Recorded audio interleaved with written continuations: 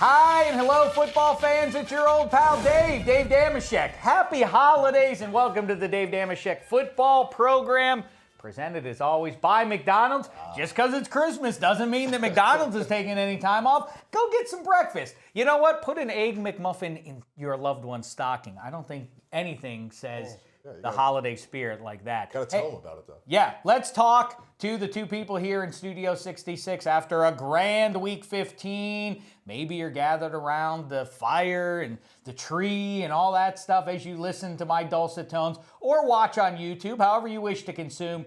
We appreciate you joining us. NFL.com. You can watch us, like I say, YouTube, track down the Dave Dameshek Football Program. And as we look back at Week 15, let's say hello, first of all, to our main man from Game Day Blitz and beyond, the longtime Jacksonville Jaguars, the one-year Raider, and forever our pal, Maurice Jones-Drew. What's the poop with you, fella? Shek, I'm just glad you're in such a great mood today. Pittsburgh won. It's going to be a wonderful show. Well, you know what? That's not jive, Maurice. I was very worried on Sunday. You're looking ahead right now. I could see it. I can see it in your eyes. Nope. I'm looking at Who one do you guys thing. play next? I'm looking at the team in the ugly, ugly gold pants named the Baltimore Ravens, and I think we're gonna, have to take vengeance for what happened earlier in the year in Heinz Field. Can't have any misstep there. Rivalry games scare me, though. I don't care how bad or short-staffed the Ravens are. You know they're going to show up. Their season will be made. If they beat Pittsburgh and derail them from going to the postseason, it doesn't make a difference what else happened in 2015 for the Ravens. They'll feel like it was a success if they go 2-0 against the hated black and gold. Let's also say hello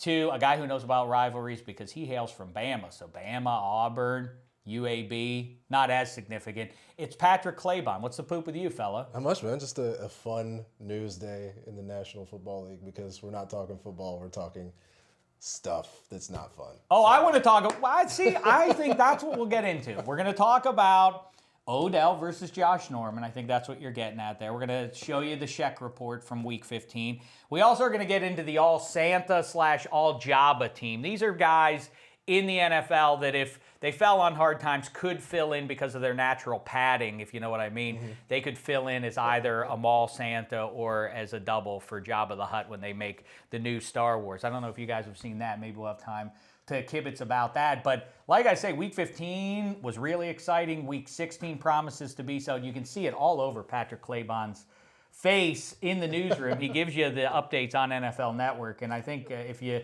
aren't seeing this and you're listening to here this, we go. Tune in and make sure you check it out.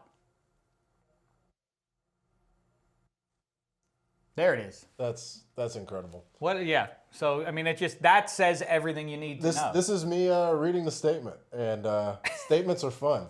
I love statement television. Anytime you can get me on TV and I have a chance to read a statement, this is the face that I make while I'm reading it. You are always on camera. That's what they tell you. Yeah. That's right. By the way, so let's get into it. Very important stuff here. And listen, narcissistically, I give a thank you to Peter King of Monday Morning Quarterback. My interview with Odell Beckham and the equipment manager for the Giants, Peter King gave it a shout out, said he liked it in his Monday Morning Quarterback. Now, there are other people, though, who are saying that Odell's behavior on Sunday can be attributed to mixing it up with Dameshek.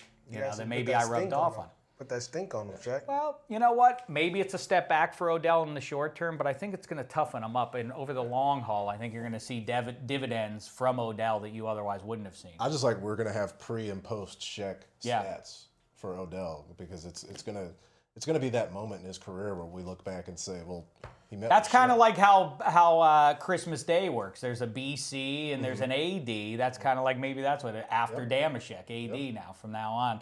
So let's dig into it. Very important stuff. And before we get into what happened on Sunday, here's a quick look back. Again, I know it's narcissistic and vain, but then again, I guess my name's on the show, so we already knew That's why we're here. I was both of those things. Here I am with Odell Beckham. And you like watching the catch? You heard about that catch you made last year against Dallas, right? Yeah. So you've heard about that one? Yeah. How many times have you seen it, and have you seen it enough, or is it just on a loop in your house? It's definitely not on a loop, but I have seen it quite a bit. And it's a memory that'll never leave. No, I don't need to even see it anymore. It's in my head. I know I could remember it like it was yesterday. And that's special to have moments like that. You know, that's what you work hard for, and part of the reason why you play. Well, another guy who's very fun, I don't know to play against though, Josh Norman. What about that? He has really taken away some of the best receivers in the game so far this season. What about that matchup? He's a great corner. He's a great athlete. You know, they play a lot of cover 3 and not so much man. But like I said, it should be an interesting matchup. Can you wear microphones, both of you? Because I can't imagine there'd be better back and forth than all season long. I'm not really a fan of the microphone during the game. I feel like that, you know, some people may have the microphone on and put on more of a show than what they would really be, and it doesn't really display, you know, your full character. So I'm not a fan of it. I probably won't have one on. I definitely won't have one on. Now that we look back, too bad. That's what we missed. Imagine if they had both been mic'd. What if they both have Norman? Stirring it up, Shek. I see you. Wouldn't that have been the best? So what we learned is Odell is not tired of watching that catch. That we part ways on that one. I've seen it too many times now. Let's see a different one. And 2, he should have been mic'd up. And 3, Maurice, you agree, he was throwing some shade at Josh Norman before the game by saying, well, they don't really play man, they play cover 3, right? I mean, that's what suits their defense best. I think you put him in that Richard Sherman category where everyone was saying Sherman doesn't travel, he can't be the best corner, he does this and that. Well, they played a lot of man on Sunday, so it was good to see that. So I think Josh Norman didn't like that. And then we're hearing about the baseball bat thing that the Panthers were, I don't know, implying that there was danger at hand for Odell before the game with their bats. But again, that's WWE in my book. Do you like seeing pro wrestling? By the way, do you like conflict? Do you like drama? Do you like the new Force Awakens movie? I haven't seen it yet, but I'm pretty sure that the dark side and the good side of the Force, they don't get along, and as a result, they probably do mean things to each other. Correct. Guess what? Football is the same thing, right? To me, I think people think that you're supposed to tackle and then help them up. Hey, good job. Like, there are some people like that. But majority of the league is completely opposite. I mean, if you're a free agent, you go to Pittsburgh, you automatically don't like Baltimore. If you're a free agent and you go to Baltimore, you automatically don't like Pittsburgh. Same in Oakland. I went to Oakland, I had nothing against the Chargers. But I knew coming in, that's just a team we just don't. It's just when you step in, it's in the locker room. You don't like them. Let me interrupt though, because I think you say that if you're a Steeler, you by definition hate the Ravens. I've talked to too many guys that are in these rivalry games, not just in football either, but baseball players, and they say, "Oh well, no, that stuff's just for the fans. We don't really care about rivalries." I like rivalries, even if they're one-on-one rivalries. Like now, Odell and Josh Norman. I don't know if either one of them wants it. But for the rest of time, they are now associated. And guess what? I think that's great for football. There needs to be a middle ground, though, between helping somebody up and diving at knees or chop blocking somebody or taking helmet-to-helmet shots on somebody. Because I do enjoy players competing, but as long as I'm able to see them. And so what the situation is, next week I won't be able to see Odell because he's not going to be able to play. He'll play. Oh, I don't think he's going to be playing, Maurice. Yeah, he's appealing. And he has rules, he has reasons why that the suspension doesn't hold up. Because if you watch the Pittsburgh Steelers game against the Denver Broncos, they have a guy who's bigger, leaves his feet against a smaller player, actually knocks a player out of the game leading with his head. That's one. 2, Vontaze Burfict against Pittsburgh starts a fight before the game even goes on. Then during the game, gets 3 personal foul penalties. You fine him $70,000 after he intentionally, you saw, tried to hurt Ben Roethlisberger. They have reason for uphold. I get it, though. I get it. He's Odell Beckham. He's all the kids want to be like, and we got to set a standard. We can't let the kids think this is okay. But like I tell people all the time, if you don't like contact, you don't cross the lines. Because that's what the contact's about. I'm not here to make sure you're okay. My job is to do whatever I got to do to win the game. Yes, you are intentionally running into other gigantic human beings as fast as you possibly can. It's a weird line to attempt to impose. Now, let me say, because I know what you're getting at, Claybon. I know what you're going to say.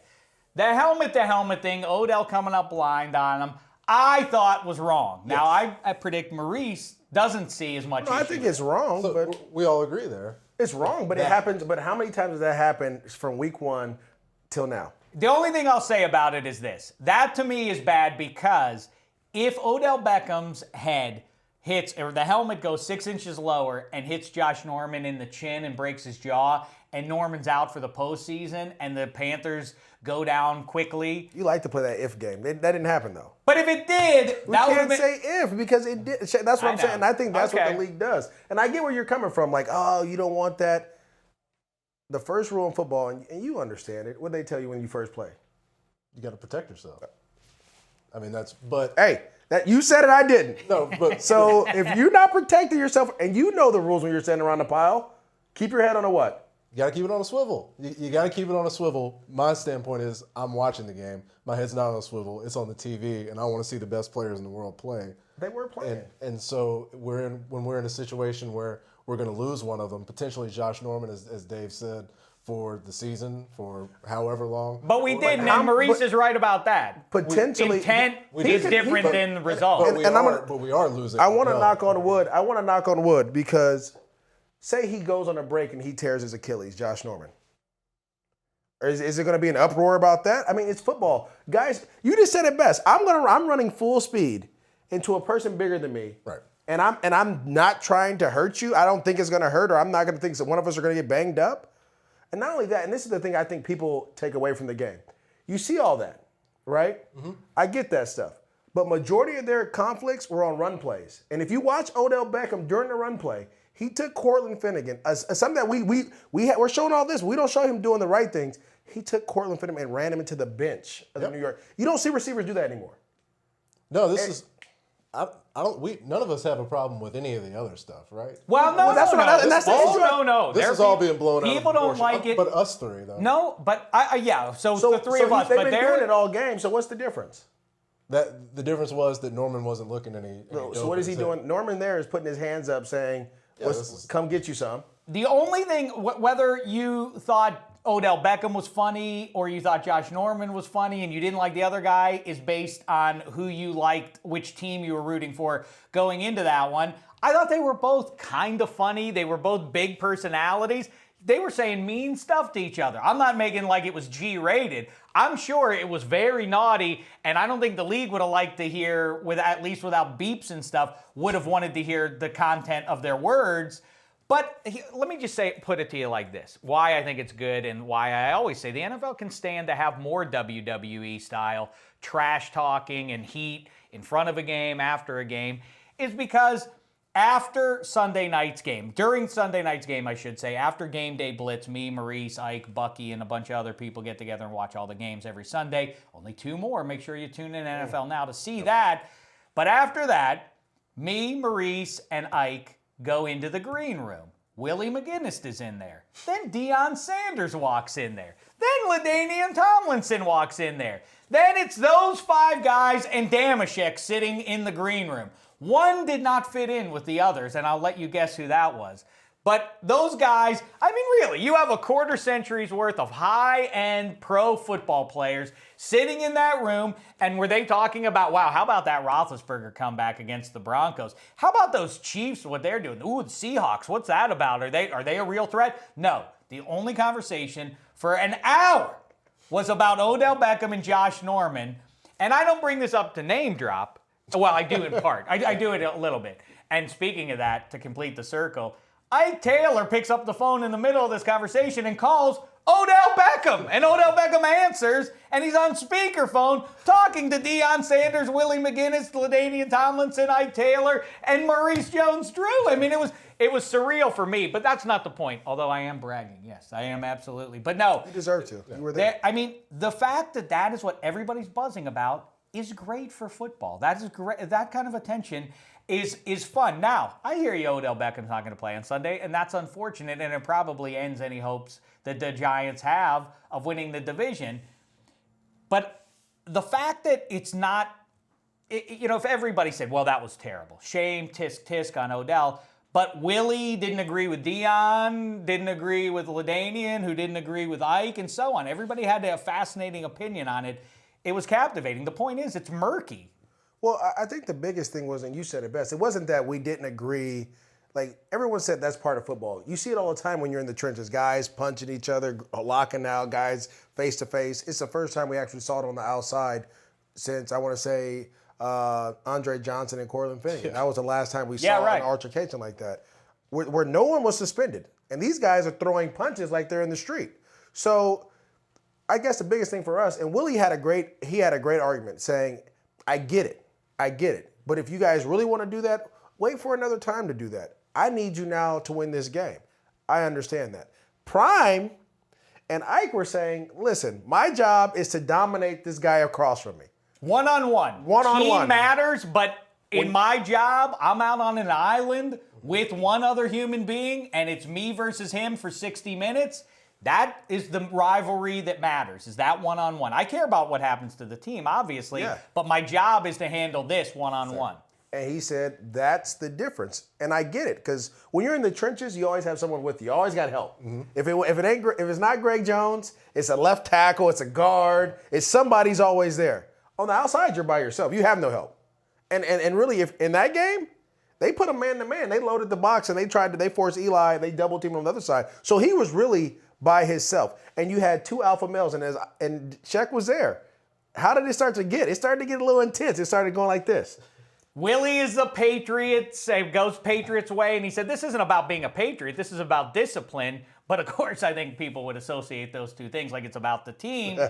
Ike is talking about, hey, listen, I come from the Pittsburgh Steelers where rugged ball defensively is what won us Super Bowls and made us a perennial playoff team, was intimidating the other people. And I think that's a legitimate point. Odell Beckham, if you didn't like his response to it, what worked was Josh Norman trash talking to him. Not early, because Josh Norman got beat right out of the gate, and I wonder how different the game would have gone if Odell Beckham scores the touchdown right on the first ball that he got.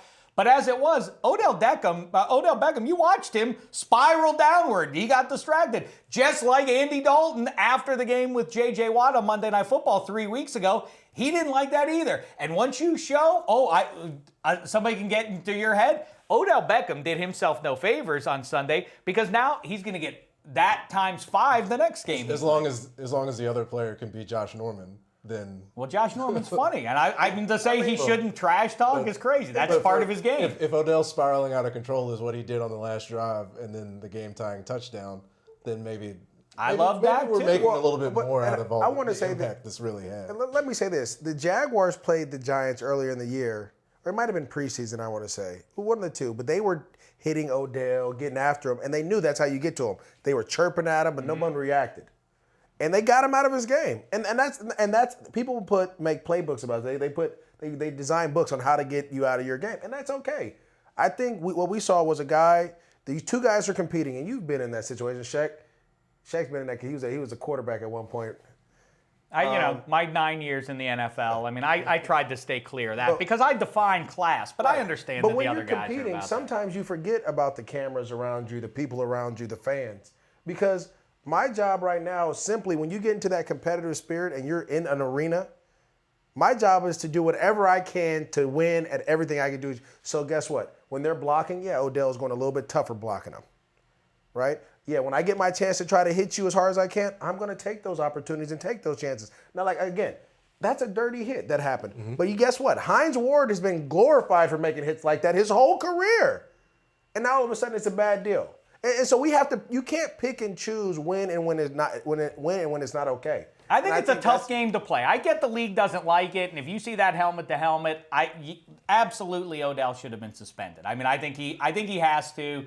Given the tenor of things in the 21st century and the focus on those kind of hits and their movies and all that kind of stuff about head trauma and everything, I get that you do need to shut him down.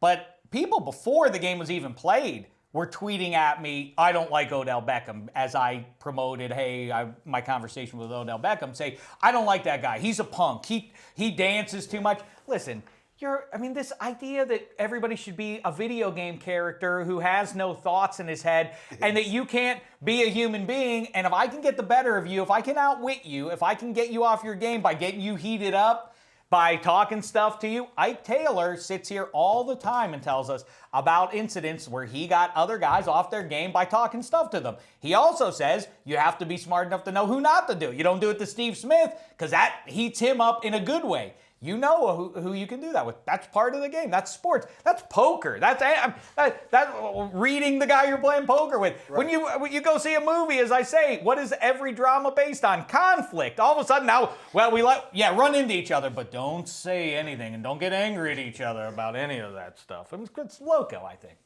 I think it helps if you're Josh Norman and you're really good at what you can do. If some trash corner runs out and tries to get in Odell's head, it's not.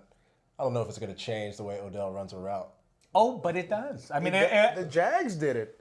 If it didn't work, the Jaguars did it. And Odell Beckham went away and started throwing punches or open hand slaps and this and that. He was definitely off his game. Fine, he came back at the very end and made a play. And by the way, I know Maurice loved it too. I like when it's clutch Shek time. Was scared. Shek was scared on Sunday. Shek, I'm going to take over your show right now. I asked you a question. Sunday, game on the line. Who are you going to? I don't know if I'm going to go to Odell. He has Josh Norman on him. I might look somewhere else. I said, Shek, no, you're wrong. No. I said, Shek, you're wrong. Don't you put that stink on me, Maurice. Shek, what'd you say? I said you absolutely. I don't want you. I don't. You'll make me go back. Do I got to go back and find it? Behind the glass, Gothard and Black Tie. If you have to dig this tape up, you go find it. I did not. I said 100% you throw it to Odell Beckham on 4th and 5. I said I knew who I was going. I knew where they were going. They wasn't even second guess. You're thinking, I think of Akbar Bajabiamila. I can see how you would get us confused. You guys do look but alike. I did not. They said, no, you can't go to. In fact, I think Akbar, if I'm not mistaken, maybe I don't want to put it on him, but I'm pretty sure it was him who said, no, I guarantee you the ball's not going to Odell here. And Somebody said it. I said, I guarantee you they are going to Odell, or at least that's the right choice. When the game is in doubt, when it's clutch time, it's not just one play, but Eli went to him. The Pittsburgh Steelers, with their season on the line, they went to Antonio Brown over and over and over again. And I love it. I'm a snob like that. Dance with who brung you.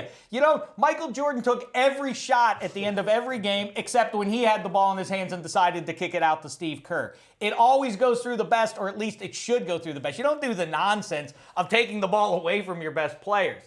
What about Antonio Brown, though? Quickly, let's talk about it, because it's not just spectacular what he's doing. Can I say something about that? Antonio Brown, a couple years ago, he's gotten into some scuffles too with some guys. I know. Some corners. And so, again, those things happen in football. Teammates fight. Ike and Antonio Brown fought. People fight all the time in college, high school. You see it all the time. What I'm saying is it's part of the culture of football, because when you have two people running into each other over and over again, you get tired of it. And sometimes it comes out. Antonio Brown, though, what he did to Chris Harris, it should be illegal. 18 targets, 16 catches. Chris Harris Jr. has been called one of the people say, he might be the best corner in the game. He's certainly a top 5. He got smoked over and over and over. And Antonio Brown isn't just great and perhaps, the conversation going into this week is who would you rather have, Odell Beckham or Antonio Brown? In and of itself, that's pretty striking that Calvin Johnson and Des Bryant and Julio Jones aren't even in that conversation. Those guys are a little ahead of them, and maybe DeAndre Hopkins is in that mix too.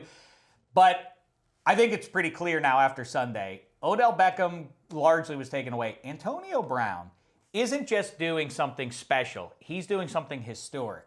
3 seasons now, he is not just going to have 100 catches. Last season, 129 catches. He's going to repeat that. Let's keep in mind, Mike Vick and Landry Jones are throwing him the ball for long stretches this season. Look at some of these numbers he's putting up. He's already into his 3rd year of 100 catches. Marvin Harrison had 140 one year, 141? A lot of in routes. Antonio Brown's, this is up there. Look at 3-year stretches. Antonio Brown, Marvin Harrison had a 4-year stretch, and Jerry Rice had a 3-year stretch. I think he's a Hall of Famer if he sticks around for another couple of years. Yeah. But beyond that, I think this transcends, is he the best receiver in the game? Where does he rank for you among receivers you've ever seen, Maurice? You know what? when you see Randy Moss, it's different because Right. Okay. Randy's just he's a different human being. You've never seen one some that size. But I mean, pound for pound, and with the mindset Antonio Brown has, he has to be top 3. And a lot of people try to dump on him for the 5-yard contact rule change and saying that, well, Jerry would have done. That's absolutely bogus. I mean, if you just watch what Antonio Brown's doing, and just even in these highlights against Chris Harris, a guy like nobody's done that. Well, I get it that the numbers are inflated by the passing game, but there at some point you have to acknowledge that Antonio Brown is unstoppable week after week after week. The Broncos have shut down every number 1 receiver to that point. Right. I mean, didn't give up a touchdown to any number 1 receiver, and he went off. The first 30-point game, and I mean, how much are we attributing that to Antonio Brown? At least half of it. Chris Harris hadn't allowed a touchdown catch for 3 years, for 2 years, and he allowed 2 to Antonio Brown. By the way, one of the 5 worst interceptions of Roethlisberger's career. Take us through your mind at that moment. He was Antonio Brown was butt naked. Why? There was no one by him. He flat ran past Talib and was down deep with his hand like this. Was it 15 catches at that point, and the ball goes to D'Angelo? How did you feel, Dave? I felt sad on the inside when I saw that interception. I think I outwardly expressed displeasure with in the middle of the show.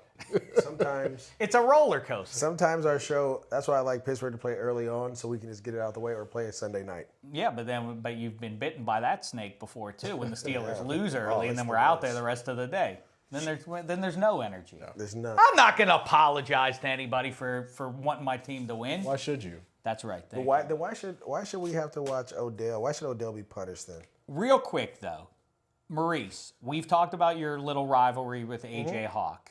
AJ Hawk came on this show like a man, and he apologized to you for the little. And I apologize back. I'm sorry. That's right. I thought that was wonderful stuff. What about the Bart Scott show? I tell you, man, me and him, man, do you guys got footage of it? Me and him did not like each other while we were playing. Do we have that behind the glass? You got no footage of that? No, they don't got no footage of that. It was real. What happened? It all started in 2008, last game of the year. We didn't have the best season. We were playing Baltimore. We were banged up. A lot of young guys playing. And I ran a little check down route. And the ball didn't go to me. And I went to turn, and someone hits me in the back. And the next thing I know, I'm like, who did that? Right? Because in my mind, I'm like, who would hit somebody when the ball's way on the other side of the field? And I look, and it was Bart Scott, and I lost my mind.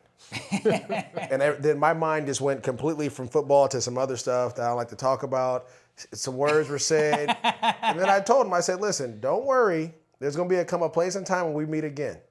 And when we meet, I'm for sure going to win. I promise you. And he blitzed. And every time he blitzed, I don't even think I just ran into him as hard as I could. And he could have got a sack. It didn't matter. He was going to fill me every time. And we just went head up the whole rest of the game. Then guess what? He got traded or went to New York in free agency.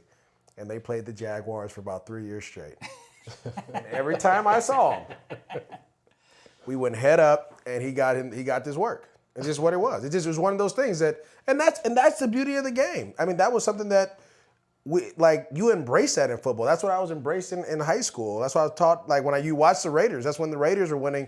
Those were the good things. I mean, that's what football is about to me. I'm reared on Steelers and Raiders and Dolphins and Cowboys and Vikings in the late 70s, and all that meant, and all that the heat and the repeat visits with each other in Januaries, and that built some legitimate heat, and those guys weren't changing teams, to your point. So you saw each other, and Deion Sanders was talking about that very same dynamic. The guys who I had to dominate, forget team, as an individual, I have to dominate the guys in my division, the receivers in my division, because I'm going to see them twice every year. So if they take my manhood, then that's going to be there in front of me every time we play twice a year.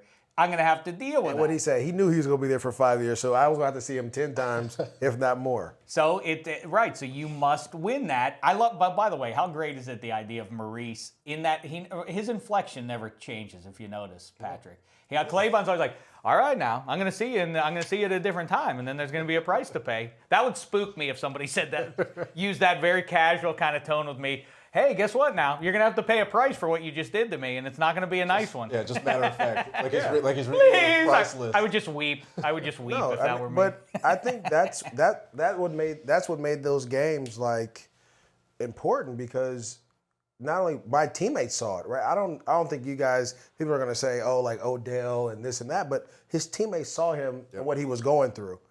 And as a teammate, you want to help those people out. My teammates saw what I was going through. They saw me in the huddle and the passion. They felt the passion and those things. They're like. And you could even speculate that Odell's behavior was so amped up that is what propelled the Giants to say, whoa, this is for real. Let's get it going here. Let's We're help 35-7.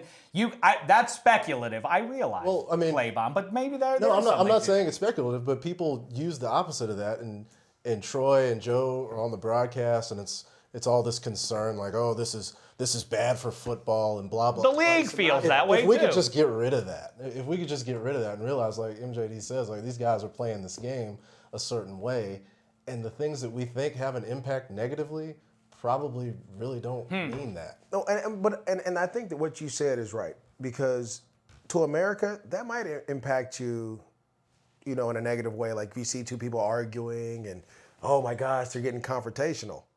That's what football is all about. Yeah. It's about confrontation and who can handle it and who can't handle it and who's willing to put their will onto someone. And so in that game, if I see a teammate in distress like that, I see a teammate stepping out of character, I'm like, look, we got to do something to help him because he's out here fighting by himself. Mm-hmm. We got to figure this out. And you saw the Giants slowly but surely. Rashad Jennings breaks off a run. Manningham gets open. Mm-hmm. All of a sudden, guys start making plays. The tight end makes a couple plays. Eli's starting to play better. And if you read Eli's quotes, he was like, listen, man, at the beginning of the game, they started it off in the beginning and no flags were thrown. So they just kept going until they got a flag or two. And then Eli also has since said, yeah, Odell has a hard time handling that stuff sometimes, and he's got to control himself a little bit better. Once that's exposed, now that cat's out of the bag, Odell's going to have to deal with it next week, or well, not next week, but in 2 weeks or whatever. At the time of this recording, at least, Odell is not playing in Week 16. We'll see if that reverses itself. Hey, the holidays are here, and like I say, happy holidays to you, even to the Ravens. But with it being Steelers-Ravens week, I have a special message to the Ravens and some others on this week's Shek Report. Take it away, Shek.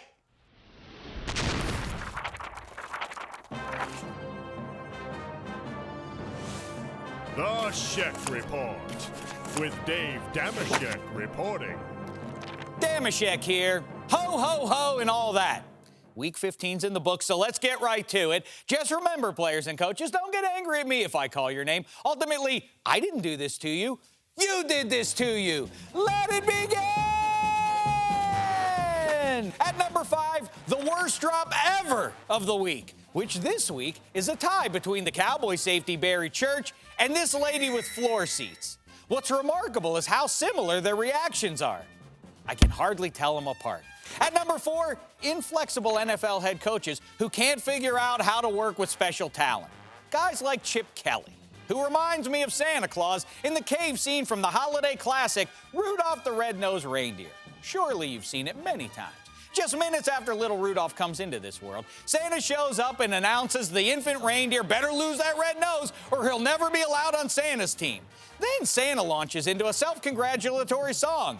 I am old Kris Kringle, I'm the king of Jingle. Hey, get over yourself, old man. Then Donner, Rudolph's own father, smears mud on his baby's nose to please the boss man, which means this is still on you, Santa. Some people may think Bill Belichick is a Scrooge, but I can assure you, Bill would have looked at Rudolph's red nose and said, I can work with that. Look what he did with Troy Brown, Mike Vrabel, and Julian Edelman. Those were his Rudolphs. Meantime, on that one foggy Christmas Eve, when Santa came to Rudolph to say he needs him, Rudolph should have told Santa to go Scrooge himself. Shady and Deshaun know what I'm talking about. At number 3, people who've just now decided Russell Wilson is good at football, as if he was a passenger on the Seahawks Super Bowl Express the last couple of seasons. Oh, I'm sure Wilson's thrilled to meet these Russell-come-latelys high standards for elititudinous NFL QBing. But whereas Steve Hartman might have answered too quickly, you've taken too long, people. In other words, this train's already left the station, and there's no room left for you. At number 2, Kurt Warner and Michael Irvin, who on game day morning committed a uniform violation. Don't you guys know if you're going to wear brown pants, they have to say Browns on them? Thankfully, Shek field reporter Los Real Ali had you covered this time. But next time, you may not be so lucky. And that brings me to number 1 and this week's brown paper bag of shame, which goes to The Ravens' inexplicable costumes on Sunday. Listen, birdies, I appreciate you wanted to be bold, but my goodness, I think you owe my eyeballs an apology. The Ravens themselves tweeted this before the game. Yes, please put those pants in that emoji fire. I mean, this guy thinks you look ridiculous. I know it's tired and hacky to quote Edgar Allan Poe where the Ravens are concerned, but seriously, Ravens, nevermore. And by the way, in this week of another Pittsburgh v. Baltimore game, a reminder, the Steelers are named after the product forged by mid-century locals and used to build the tanks and ships that defeated the evil Axis in WW2. Hey, Mussolini, if you don't like the Steelers, you don't like freedom. Meantime, the Ravens are named after the aforementioned poem written by the Boston native Poe, who late in his life moved to Baltimore, got drunk, and died. Back to the pants, which are pretty much the same color as this, the brown paper bag of shame. Proving once again, there are no coincidences. But now that I look at it, the pants are even worse than this thing. Till next time, try not to embarrass yourselves. And happy holidays, even to you, Ravens.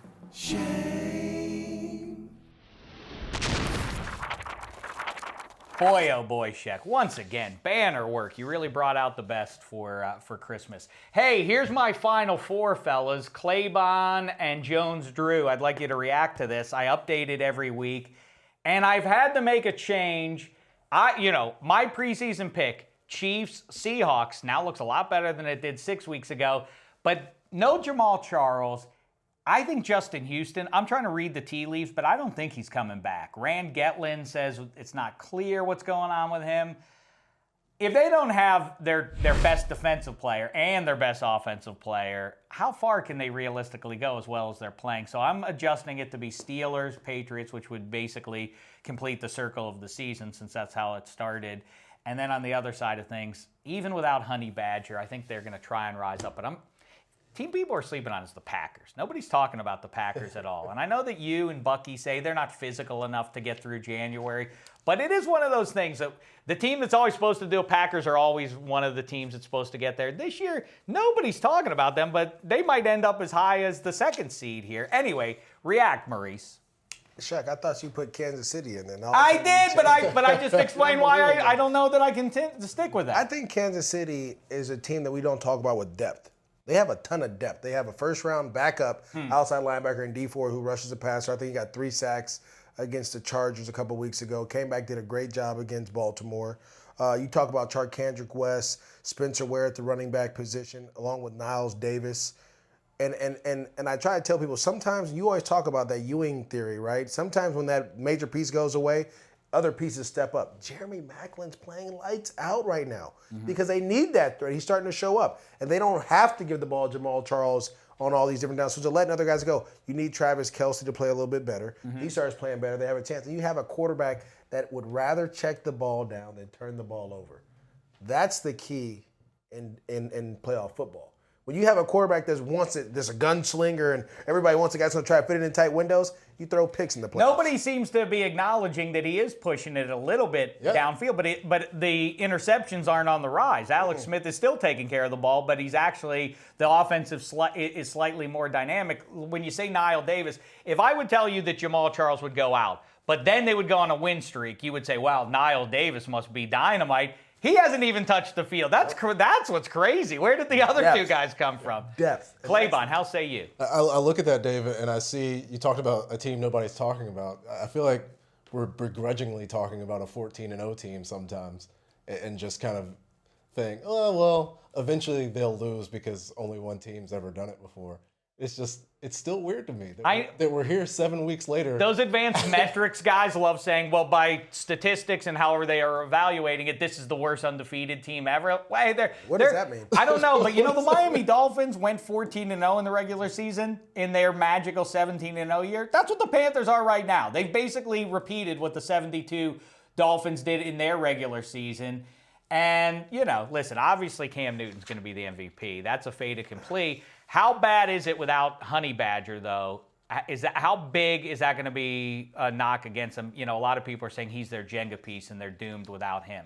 No, I don't think so. I think, he's definitely a piece that you can line up on the slot and do other things like that. But they have a linebacker who's a safety that they can put out there in Buchanan. They have some other guys that can go make plays. and their offense still puts up 40 points a game. I mean, I don't know any other offense that does that on the regular basis. They have so many weapons on all sides of the ball. Just think of Talk this. about depth. How about David Johnson? That's what I'm saying. coming Your in? top 2 backs go down, and your third guy comes in and goes for almost 200 yards. I think Arizona and Carolina, that's in my Final Four. Those are my Final Four. My final 2 for the NFC.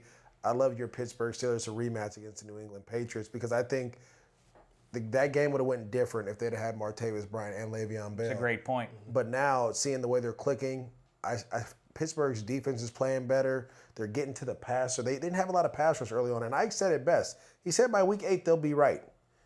They look like they're getting right. Without bias, or as little bias as I can possibly say this with, I think the Cardinals and the Steelers, I mean, that would be 78-74 final score, especially without Honey Badger back there. That would just be deep ball, back and forth. Well, remember, Landry Jones beat them, so. That's right. Yeah, that would be fine. Hey, real quick, Black Tie behind the glass. You don't want to do the all Santa, all Jabba team? We are running out of time. We can't. We got to speed through it, though. Double time. All right, let's go. Black Tie, you know what Black Tie's new name is? The Grinch. Why do you want to do the all Santa team?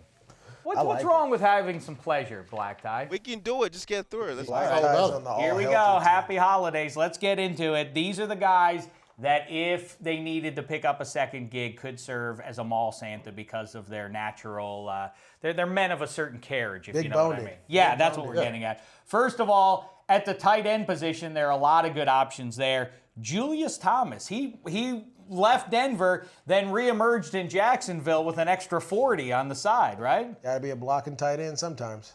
Is that the excuse? He's got a little bit of a pot belly, Claybon. I don't know if you've noticed it. Then again, so too does Delaney Walker for a high-end athletic tight end. He's got a little bit of junk in the trunk, Delaney Walker. Yes. Energy storage. Yeah. Is that what that is? So you can unload on the opponent. Heat insulator. Now, the kicker position has belonged to Seabass, Sebastian Janikowski, for a decade at least. But all of a sudden, in the copycat league, here come a couple other contenders.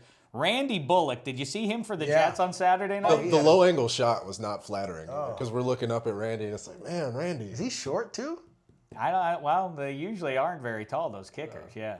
That was. But then again, maybe the best kicker of all time, Adam Vinatieri. I don't know if you've checked out what he's got going the last year or two. He's got a little. But that's I know, that's time is undefeated, Yeah, Dave. yeah. It's He's tough to fighting do. it. He's done a great job, but it's going to come back. Dad bod. Eddie Lacy, of course, Definitely. much has been You made got of to that. throw him in there. Poor Yeah. Eddie. Eddie Lacy, but Mike Tolbert also. Why? I can't believe he didn't make it. Oh, he made it. He he made made the it? team. Yeah, Okay. these are our starters behind Oh, us. If he's you're on the watching on bench. YouTube. Shane Leckler is clearly our punter. Vince Wilfork. We also got a shout out to Brandon Mebane, but it's a little unfair. If you're playing the defensive line, that's what happens to you. Kelvin Beachum, the left tackle who's out now for the Steelers. Talk about junk in the trunk, boy. He's on the all bum team. If we were doing that, You got to put pot roast in here.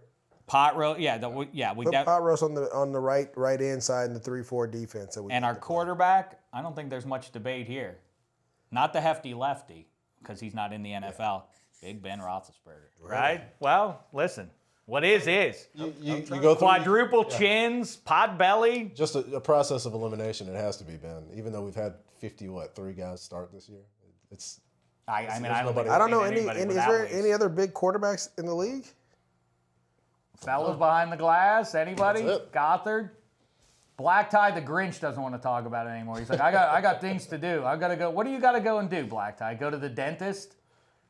Black Tie actually has to go to the dentist. That's why our fun is being ended here. Send your tweets to Black Tie there. You can let him know how you feel about that. Claybon, gangbuster stuff. Thanks for joining us. Maurice, gangbusters as always. Thank you, Shek. We, you know what? I don't know if I'll see either one of you before the Christmas holiday. So have a happy one. Thanks, man. With your families and friends and all that kind of stuff. Black Tie, well, Gothard and everybody else behind the glass, Will Pyle, Merry Christmas and such to you. I don't even know if I can bring myself to say Merry Christmas to Black Tie. I hope you get a root We canal know for someone who's Christmas. going to get coal in his stocking. Like I say, I hope he gets a root canal. All right, listen. So we'll be back for one more podcast. On Thursday, we'll do our Red Challenge flag picks for you. We have a special guest, Adam McKay, joining us, the prolific comedy director. So that'll be fun to talk with him. And he's got a new movie coming out. We'll talk with him about that and going up against Force Awakens and all that. In the meantime, instead of football, since people, Claybon, up on Mount Pies, he doesn't like. I don't know if they don't like each other. What? Josh Norman and Odell Beckham aren't going to go They've out. listened to nothing I said. Aren't going to go and have an ice cream after the. I heard what you said, but let's just do basketball instead. We'll talk to you next week. In the meantime, thanks so much, football fans. It's been a thin slice of heaven. Swish! Find out more on the next DDFP.